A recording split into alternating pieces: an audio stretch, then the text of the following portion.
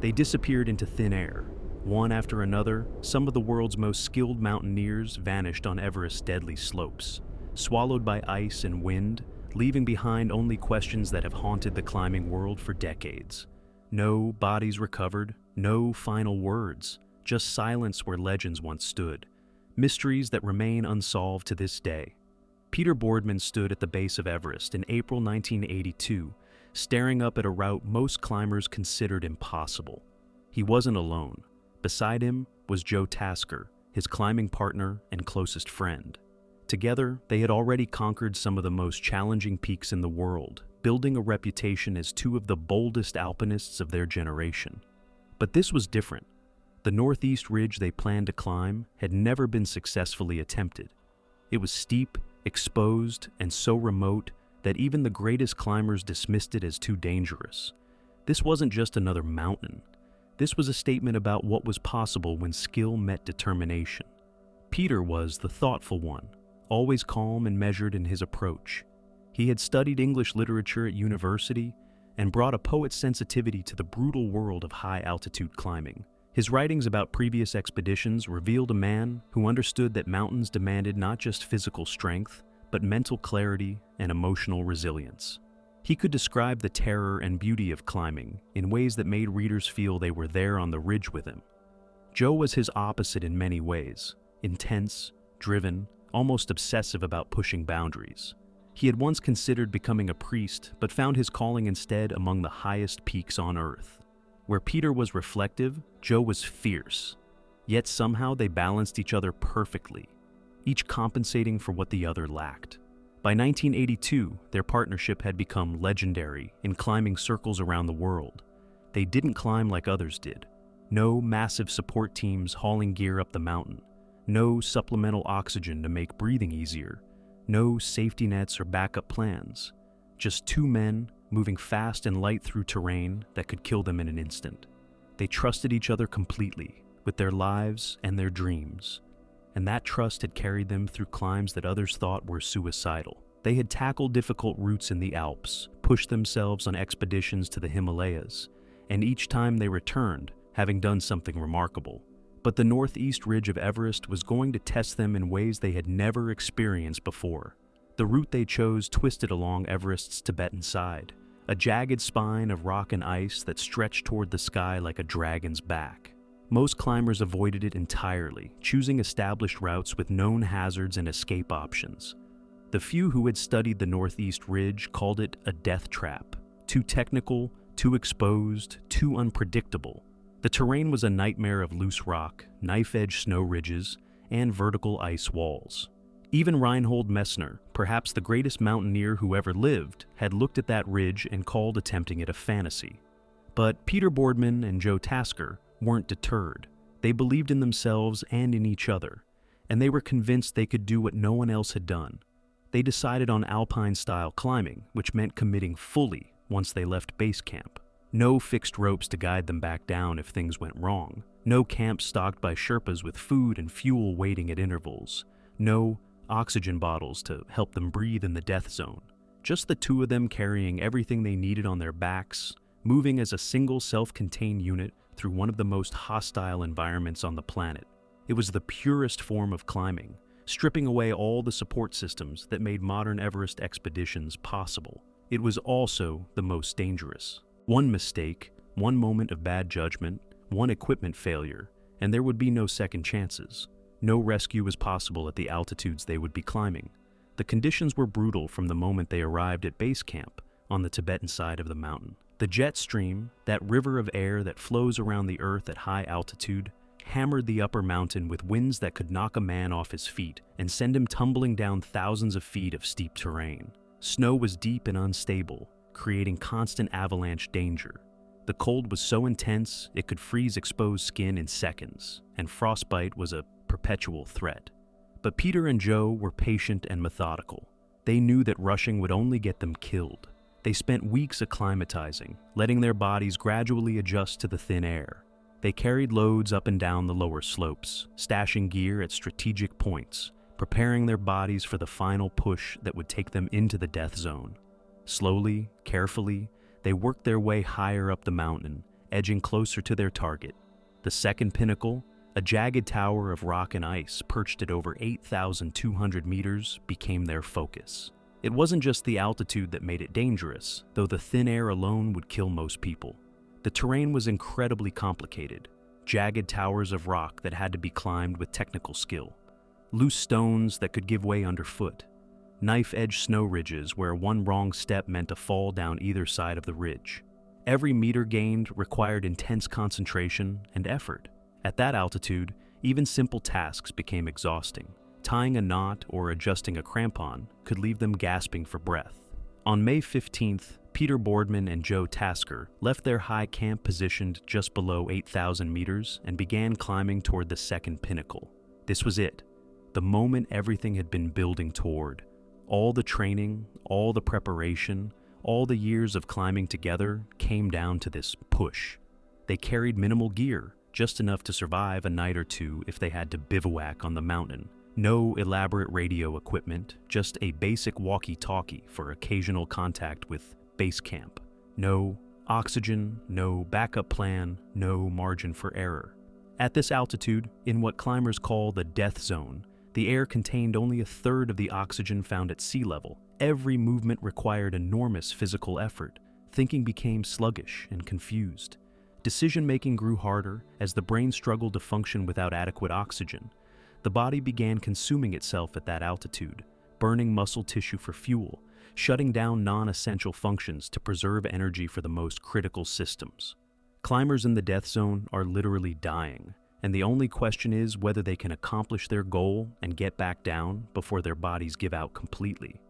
Peter and Joe knew all this. They had studied high-altitude physiology. They understood the risks, but they believed in their training and their partnership. They believed they could make it. That evening, as the sun began to set and temperatures plummeted even further, a crackling radio transmission reached base camp far below. It was Peter and Joe. Their voices sounded calm, almost casual considering where they were and what they were attempting. They reported good progress toward the second pinnacle. They planned to bivouac near it and push higher the next day. The message was brief and routine, the kind of update climbers make all the time. No one listening had any reason to worry or think anything was wrong. It was the last time anyone would ever hear their voices. 2 days later, on May 17th, team members at base camp trained their binoculars on the ridge high above. Through the powerful lenses, they spotted two tiny figures moving slowly across the snow. It had to be them. No one else was on that route. They were far above 8,200 meters, tiny specks of color against the white and gray of rock and ice, inching toward the second pinnacle. Then clouds rolled in thick and fast, and the mountain swallowed them whole. No one ever saw them again. The weather turned savage with frightening speed. Wind shrieked across the ridge with enough force to tear tents apart. Snow fell in blinding curtains that made visibility drop to zero. Temperatures plummeted even further below the already deadly cold. The kind of storm that erases footprints within minutes and punishes anyone caught exposed. At base camp, their teammates waited in agonizing helplessness, scanning the mountain through binoculars during any break in the clouds, hoping desperately for any sign of movement. A flash of color from their clothing, a moving figure making its way down, anything that would indicate they were still alive and descending. But there was nothing. Just wind and snow and a terrible silence that felt wrong. Mounting a rescue at that altitude was impossible. In those conditions, with that weather, no one could survive for long without shelter, food, and warm clothing. Peter and Joe had minimal supplies for bivouacking. If they were injured or trapped or simply too exhausted to move, they would freeze to death within hours. And the route was so dangerous, so technically difficult, that sending more climbers up would only create more casualties. The rescue team would likely die trying to reach climbers who were probably already dead. After days of agonizing waiting and hoping, the team made the heartbreaking decision to call off any rescue attempts. Back in Britain, the news devastated the mountaineering community and the nation. Peter Boardman and Joe Tasker weren't just excellent climbers. They were beloved figures, known not only for their bold climbing, but for their writing and their vision of what mountaineering could be. Peter had published books about his expeditions that were praised for their literary quality. Joe had written with raw honesty about the psychological demands of extreme climbing. Together, they represented a new generation of alpinists who combined physical prowess with intellectual depth. Their disappearance felt like a tragedy, not just for their families and friends, but for the entire climbing world. The mystery of what happened to them became one of Everest's most haunting puzzles. Had they reached the summit of the second pinnacle only to get trapped on the descent? Did one of them fall, pulling the other down with him, since they would have been roped together? Or did they simply run out of strength, their bodies giving out as the altitude and cold slowly shut them down? No one knew, and that uncertainty made the loss even harder to bear. In the climbing world, their disappearance became the kind of story people told in hushed voices late at night. A reminder that even the very best climbers could vanish without a trace on Everest. 10 years passed, seasons came and went. New expeditions climbed Everest via other routes. The mystery of Peter Boardman and Joe Tasker faded slightly as other tragedies occurred and other stories emerged. Then, in 1992, a Japanese expedition was climbing along the Northeast Ridge when they made a discovery that sent shockwaves through the mountaineering community around the world. They found a body sitting upright in the snow, leaning back against a rock outcropping, as if simply resting and looking at the view. It was Peter Boardman. He was still wearing his distinctive red-down suit, frozen solid, perfectly preserved by the intense cold at that altitude. He was positioned just below the second pinnacle, not far from where he and Joe had last been seen through binoculars a decade earlier. There were no obvious signs of trauma or violence. No evidence of a fall that would have left broken bones or torn clothing. No signs that an avalanche had hit him. It looked like he had simply sat down to rest and never gotten back up. High-altitude death often happens that way, climbers report. The body reaches its absolute limit. Exhaustion becomes overwhelming. The cold seeps deeper, and sitting down to rest feels like the most natural thing in the world. Many climbers describe it as feeling like falling asleep, a gentle fading away rather than a violent end. But Joe Tasker was nowhere to be found, and that deepened the mystery even further.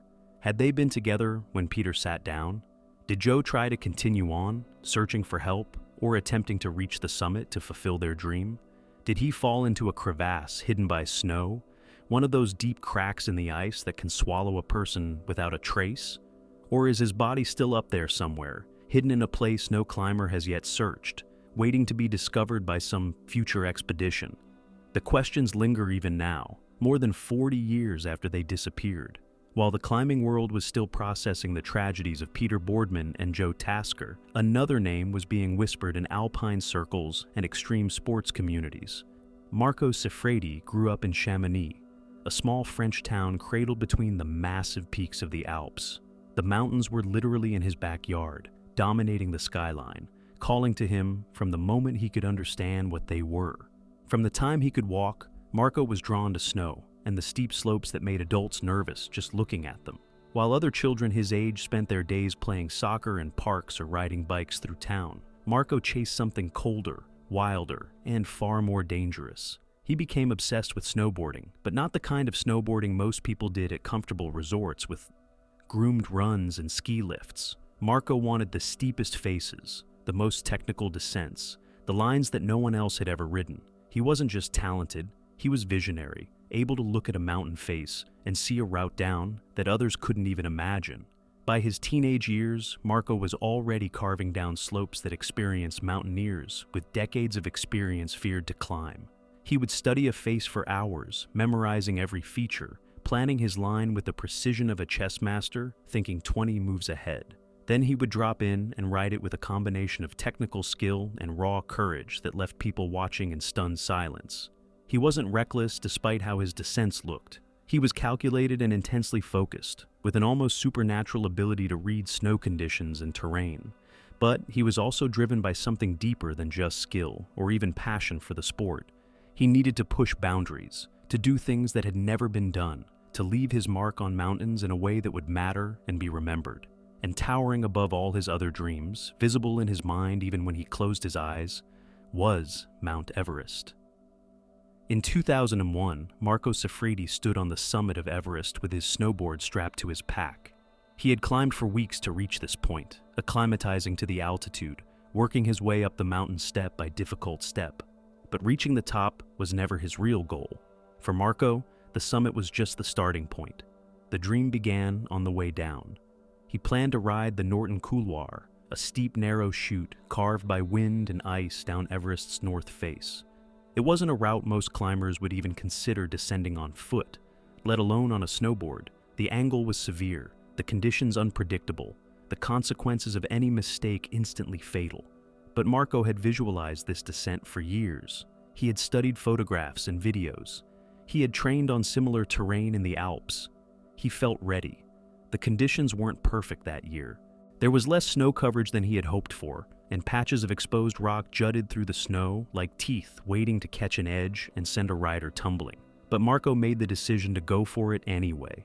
He had come too far to turn back now. He clipped into his board with hands that were steady despite the altitude and cold. He looked down at the endless face of ice and stone stretching below him, falling away toward the distant valley thousands of meters below. And then he dropped in, committing himself to a descent that would either make history or kill him. The ride wasn't smooth or perfect like the runs he did in videos back home. Reality on Everest was harsh and unforgiving.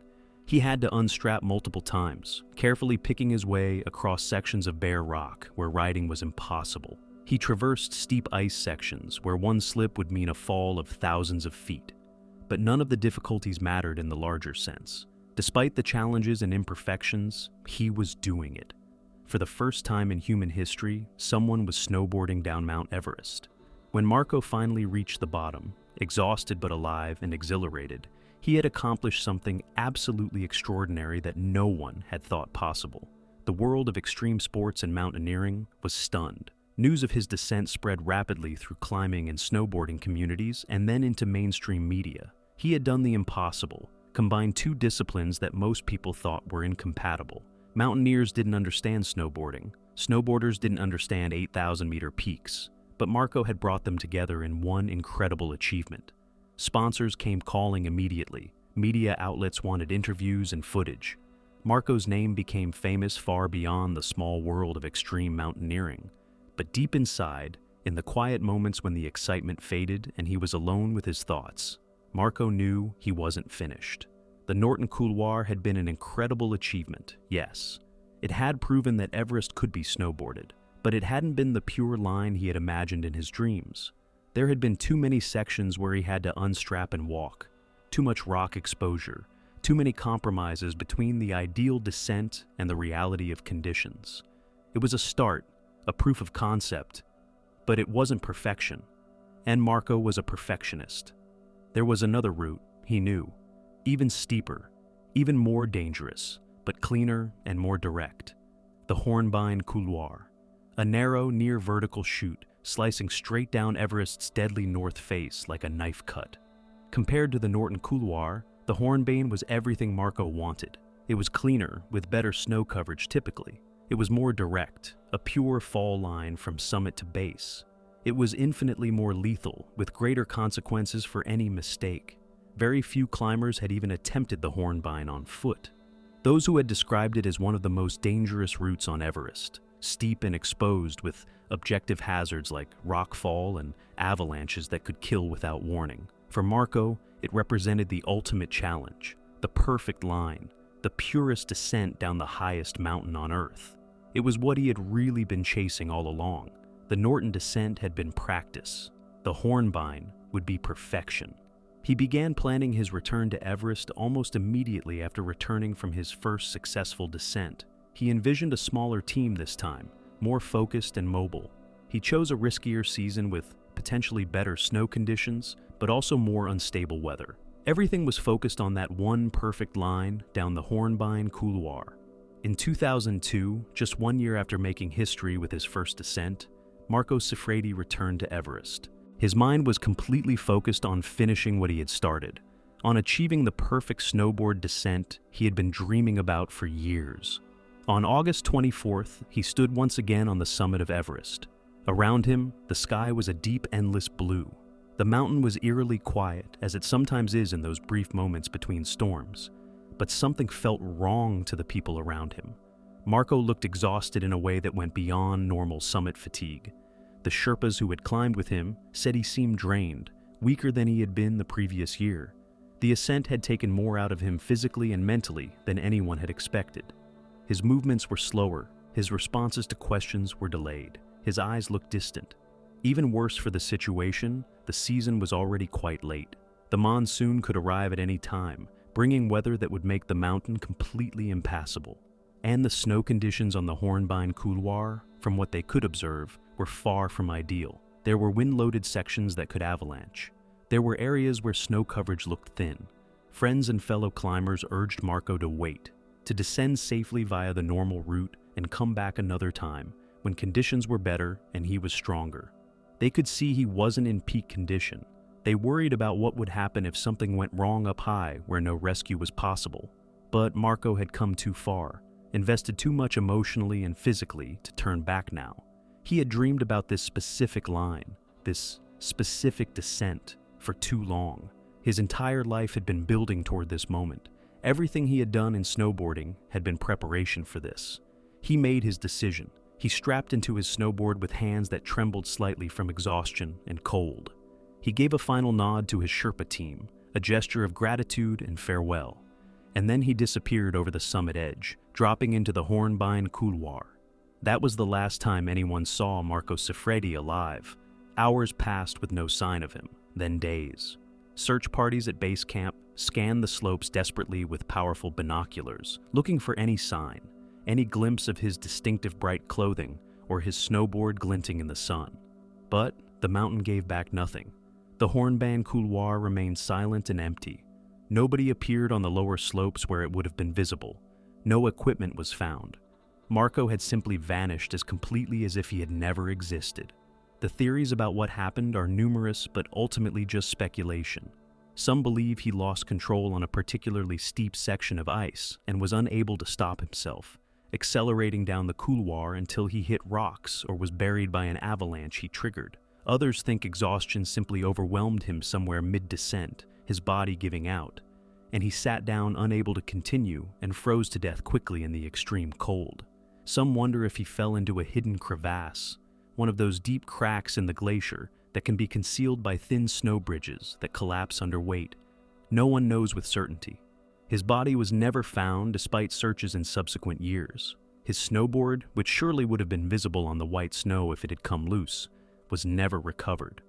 Only silence remained from the mountain, and Everest kept its secrets locked away in ice. Marco Siffredi wasn't chasing fame or money or sponsors when he returned to Everest for that second attempt. He already had all of those things after his first successful descent. He was chasing something purer and more personal, a dream of the perfect line, the perfect descent, the achievement that would represent the absolute pinnacle of what he was capable of. He wanted to ride the highest mountain on Earth in a way that was clean and pure and perfect. He made history once with the Hornbein Couloir, proving it could be done. But it wasn't enough for him. It wasn't the perfection he sought. So he risked everything to chase that perfect dream. And the mountain took everything in return.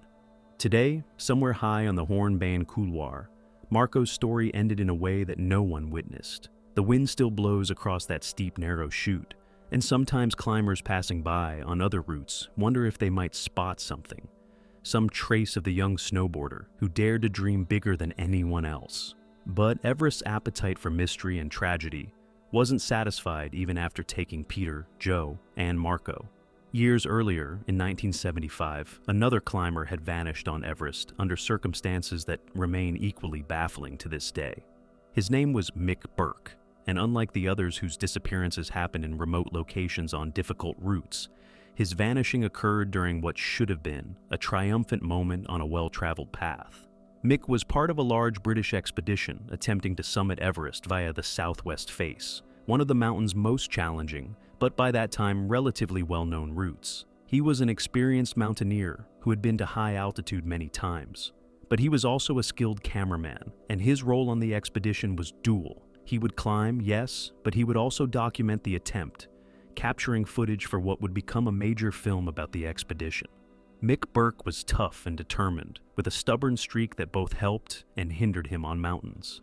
He had been high on Everest during a previous expedition and understood the mountain's dangers better than most climbers. He knew what the death zone could do to judgment and physical capability. He knew how quickly weather could turn and trap climbers. He knew that small decisions at extreme altitude could mean the difference between life and death. But he also knew opportunity when he saw it, and on September 26, 1975, opportunity was within reach. Mick was climbing with Doug Scott and Dougal Haston, two of Britain's most accomplished high-altitude climbers. The three men were making good progress toward the summit, moving steadily upward despite the thin air and brutal cold. But the day was wearing on longer than planned, and the weather was deteriorating with concerning speed. Clouds were building on the horizon, moving toward the mountain. Wind was picking up, a sign that a storm system was approaching. Temperature was dropping rapidly as afternoon turned toward evening. At around 600 feet below the summit, close enough to see the top clearly, Doug Scott and Dougal Haston made a decision that probably saved their lives. They stopped climbing and turned back. It was a painful choice because they were so close to their goal, but they had been climbing for many hours already. They were exhausted, the weather was clearly turning dangerous, and they knew from experience that pushing higher in failing light and worsening weather conditions would be suicide. The summit simply wasn't worth dying for. But Mick Burke didn't want to turn back. He was so incredibly close enough to almost reach out and touch the summit, and he wanted footage from the very top for the expedition film. It would be the crowning achievement of his work as both climber and cinematographer. The images would be spectacular and historic. Doug and Dougal tried hard to convince him to turn around with them. They argued urgently that the risks were mounting with every passing minute. They pointed out that the weather was clearly deteriorating. They reminded him that they needed to descend while they still had the strength and visibility to do so safely. They told him that getting film wasn't worth dying for. But Mick was adamant and wouldn't be convinced. His mind was made up. He told them firmly that he would go quickly to the summit, just to the very top to get the footage he needed, and then he would catch up with them on the descent. It wouldn't take long, he insisted. Maybe 30 minutes to the summit, a few minutes for filming, then he would be racing down behind them. He would be right there, he promised. It was a decision that would haunt everyone who knew him for the rest of their lives. Mick Burke continued climbing higher, while Doug and Dougal began their descent. He disappeared into the mist and snow that was now engulfing the upper reaches of the mountain like a gray blanket. Doug and Dougal descended as quickly as they safely could, expecting to see their friend behind them at any moment. They kept looking back whenever visibility allowed, scanning the slopes above for any sign of Mick's distinctive clothing or his figure moving down toward them. But he never appeared. The weather continued to worsen dramatically and rapidly. Visibility dropped to almost nothing as thick clouds and blowing snow created complete whiteout conditions. Later that afternoon, somewhere during their continued descent, Doug and Dougal thought they heard someone calling out through the storm. It was faint and distorted by the howling wind, but it sounded like a voice shouting for help or trying to locate someone. They convinced themselves it might have been Mick, that perhaps he was lost in the whiteout and trying to find the descent route or locate his teammates. But the wind was howling so loudly, creating such a cacophony of sound, that they couldn't be absolutely certain what they were hearing. It could have been Mick. It could have been the wind playing tricks. It could have been their imagination fueled by worry. They shouted back as loudly as they could, straining their voices to be heard over the storm. They listened desperately for a response, for any indication that someone had heard them. But there was nothing they could detect. Or if there was something, if Mick was shouting back, the wind swallowed his voice completely before it could reach them. The storm intensified further, becoming truly dangerous. They had no choice but to continue descending to save themselves. Staying any longer at that altitude in those conditions meant certain death from exposure. They would freeze solid within hours. Mick Burke was never seen again by anyone. His body was never found despite searches. No equipment belonging to him was ever recovered. He simply vanished as if the mountain had opened up and swallowed him. What happened to him? Did he actually reach the summit and get his footage, only to lose his way in the storm during descent and wander off route into a fatal fall? Did he fall through a cornice, one of those unstable overhanging lips of snow that form along ridges and can collapse without warning, sending climbers plummeting down the face? Or did he simply sit down somewhere, overwhelmed by exhaustion and disorientation from altitude and cold, and let himself freeze to death? Search efforts in the days following his disappearance found absolutely nothing. No body, no camera, no pack, no clues. The mountain had swallowed Mick Burke as completely as it had swallowed so many others before and since. In subsequent years, some climbers reported seeing what they thought might be a body high on the southwest face, a dark shape against the snow that looked vaguely human. But nothing was ever confirmed. The sightings were always distant and unclear, and the mountain is covered with rocks and ice formations that can look disturbingly human-shaped from far away, especially when seen through exhaustion and thin air. Mick Burke's disappearance added another haunting chapter to Everest's growing collection of unsolved mysteries. He had been so heartbreakingly close to his goal, close enough that he could probably see the summit pyramid clearly through breaks in the clouds. But Everest doesn't care about how close anyone is to their dreams. It doesn't recognize courage or determination or ambition. It simply takes what it wants when it wants and offers nothing back in return. The mountain is utterly indifferent to human desires and plans.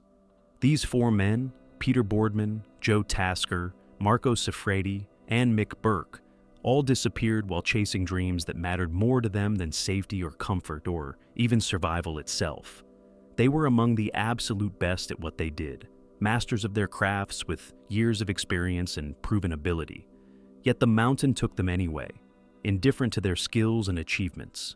What happened to them in those final moments? We may never know with certainty, and perhaps that's somehow fitting for mysteries that occurred in one of the most remote and hostile environments on Earth. Their legacies endure, though, inspiring new generations who look at impossible challenges and see opportunity rather than barriers. They showed us what humans are capable of when they refuse to accept limits and push into territory that terrifies everyone else. Somewhere high on Everest, in the frozen wasteland of the Death Zone, part of each of them still remains, suspended in time where they made their final stands against a mountain that never loses.